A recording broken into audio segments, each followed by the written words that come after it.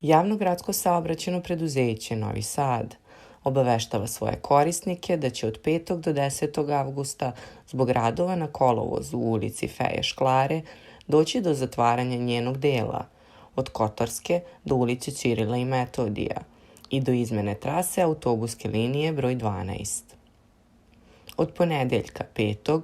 do subote 10. avgusta autobusi na liniji broj 12 vozit će sledećom trasom. Smer iz centra. Iz ulice Heroja Pinkija autobusi skreću desno u Mornarsku, zatim levo u ulicu Ćirila i Metodija, odakle skreću levo u Šarplaninsku, nakon čega idu desno u ulicu Stanoja Glavaša, a potom nastavljaju redovnom trasom.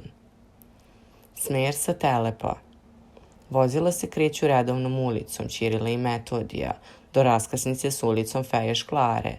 Odatle nastavljaju pravo ulicom Ćirila i Metodija do Mornarske u koju skreću desno, a nakon toga levo u Heroja Pinkija, odatle nastavljaju redovnom trasom.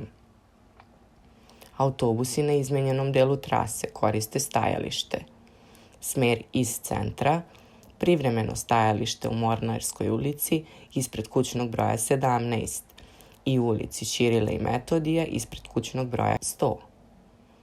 Smer sa Telepa, privremeno stajalište u ulici Ćirila i Metodija ispred kućnog broja 39.